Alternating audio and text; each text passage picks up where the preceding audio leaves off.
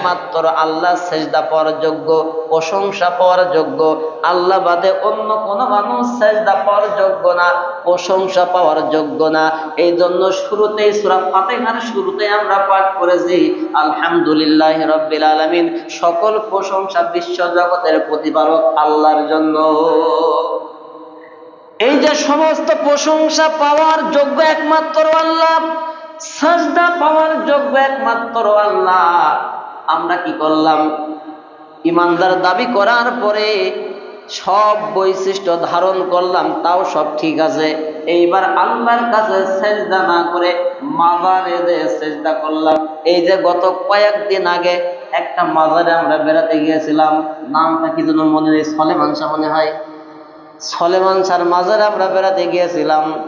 যাওয়ার পরে দেখি মাজারের উপরে লেখা আছে মাজারের ভিতরে সেজদা করা নিষেধ।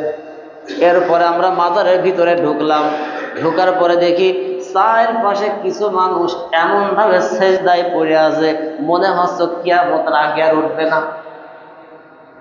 সেজদার অবস্থা দেখে মনে হচ্ছে এত গভীর মনোযোগ দিয়ে সেজদা দিয়েছে, ও কিয়ামতের আগে সেজদা থেকে উঠবে না। কিন্তু মসজিদে আসলে পরে দেখা যায় 2 মিনিটে 4 রাকাত নামাজ শেষ।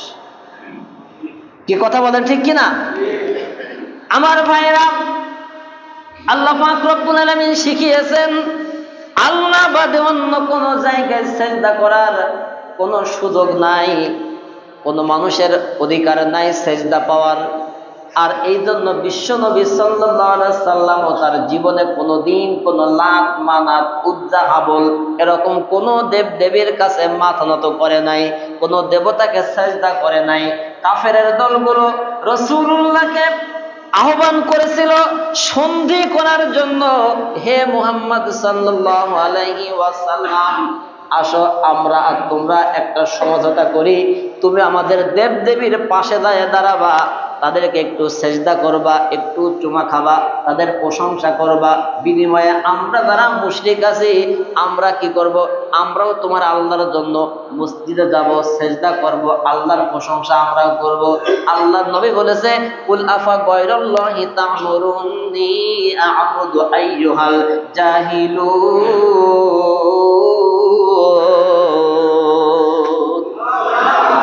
হে মুশরিকের দলেরা, তোমাদের কি মনে হয় যে আমি আমার আল্লাহকে বাদ দিয়ে তোমরা যে দেবদেবীর উপাসনা করো আমি তাকে সেজদা করব, আমি তার কাছে সাহায্য প্রার্থনা করব?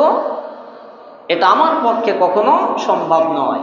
এজন্য মক্কার আবু জেহেল, আবু লাহাব, উতবা, সায়বা, এই যে বড় বড় কাফের, এরাও কিন্তু আল্লাহ সৃষ্টিকর্তা, রিজিকদাতা, জীবনদাতা, মৃত্যুর মালিক, এরা সব স্বীকার করত। এরা মানতো যে আল্লাহ একজন আছে, কিন্তু তারপরেও হাবল, লাত, মানাত, উজ্জা, তাদেরকে তারা ইবাদত করত, তাদের কাছে মাথা নত করত, তাদের কাছে তারা তাদের চাওয়া পাওয়াগুলো উৎসর্গ করত, তাদের নামে তারা কুরবানি করত। এই জন্যই তাদেরকে কাফের হিসেবে ঘোষণা করা হয়েছে, মুশরিক হিসেবে ঘোষণা করা হয়েছে। এখন আপনি ইমানদার, আপনার জায়গা থেকে চিন্তা করেন, ওই মুশরিকরা, মক্কার কাফেরেরা বিভিন্ন দেবতার কাছে মাথা নত করেছে, লাত, মানাত, উজ্জার কাছে সেজদা করেছে, ঠাকুরের কাছে, দেবতার কাছে মাথা নত করেছে। এই জন্য তারা মুশরিক হয়েছে, কাফের হয়েছে। এই ১৫০০ বছর পরে এসে এখন এই বাংলার জমিনে আপনি মুসলমান দাবি করতেছেন, কিন্তু আপনি পীরের পায়ে যে সেজদা করতেছেন, কবরে যে সেজদা করতেছেন, বাবার নামে আপনি গরু উৎসর্গ করতেছেন, ছাগল উৎসর্গ করতেছেন, জবাই করতেছেন। বলেন আপনি আর ওই মক্কার কাফেরদের, মুশরিকদের মধ্যে পার্থক্য কোথায়? কোনো পার্থক্য এখানে দেখা যায় না। পার্থক্য একটা আছে, যে তারা দেবদেবী তৈরি করে, মূর্তির পাথর তৈরি করে তার কাছে সেজদা করে, আর আমরা মুসলমানরা মানুষ মারা যাওয়ার পরে তার কবরের কাছে যাচ্ছে। কিন্তু কাজ একই, শিরকের পদ্ধতি একই।